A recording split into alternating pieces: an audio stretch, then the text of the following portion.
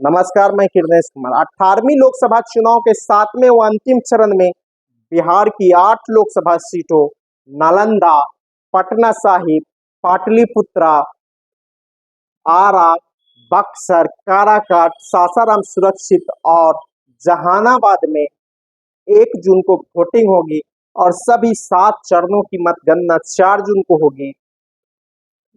इस चरण में 1,62,00,000 मतदाता अपने मताधिकार का प्रयोग करेंगे, जबकि 134 उम्मीदवार चुनावी दंगल में हम ठोक रहे हैं, जिसमें 12 महिला है और 122 पुरुष उम्मीदवार हैं।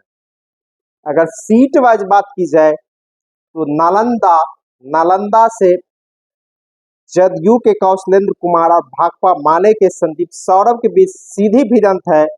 पाटलिपुत्रा में कांग्रेस के रविशंकर प्रसाद और भाजपा के रविशंकर प्रसाद के बीच भिड़ंत है। पाटलिपुत्रा में राजद की मीसा भारती और भाजपा के रामकृपाल यादव के बीच लड़ाई है। आरा में केंद्रीय मंत्री व भाजपा उम्मीदवार आर.के. सिंह और भाकपा माले के सुदामा प्रसाद, बक्सर में राजद के सुधाकर सिंह और भाजपा के मिथिलेश तिवारी, काराकाट में भोजपुरी फिल्म के अभिनेता पवन सिंह, राष्ट्रीय लोक मोर्चा के उपेंद्र कुशवाहा और भाकपा माले के राजा राम सिंह के बीच लड़ाई है। सासाराम में कांग्रेस के मनोज राम और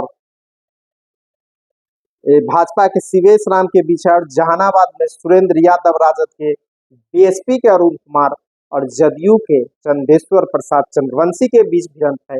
इस 8 लोकसभा सीटों में से कम 4 सीटें पर महागठबंधन की जीत तय है। हालांकि 8 पर भी कांटे की लड़ाई है और राजद की जो मौजूदा 3 सीट है इस चरण में, सीट पर राजद कैंडिडेट है जहानाबाद, पाटलिपुत्रा और बक्सर में इसकी जीत की गारंटी है इस चरण में। और भाकपा माले की भी 3 सीटें, यहाँ पर भी भिड़ंत है। कांग्रेस की 2 सीटें हैं। इस चरण में अगर बिहार विधानसभा चुनाव 2020 का रिजल्ट देखा जाए तो इस 8 में 8 सीटों पर महागठबंधन की जीत होना चाहिए, क्योंकि विधानसभा के पहले चरण में इन्हीं इलाकों में चुनाव हुआ था और इन इलाके के अधिकांश सीटों पर महागठबंधन ने कब्जा जमाया था। और इस इलाके में इस बार लोकसभा चुनाव 7वें चरण में हो रहा है और सबकी प्रतिष्ठा इस बार भाकपा माले के भी प्रतिष्ठा दांव पर है, बीजेपी की भी है, क्योंकि बीजेपी की 17 में 5 उम्मीदवार इसी चरण में है, भाकपा माले के 3 उम्मीदवार इसी चरण में है, उपेंद्र कुशवाहा की प्रतिष्ठा भी दांव पर लगी हुई है। तो कुल मिलाकर यह चरण बिहार की राजनीति के लिए और अगले साल होने वाले बिहार विधानसभा चुनाव के लिए काफी मायने रखता है।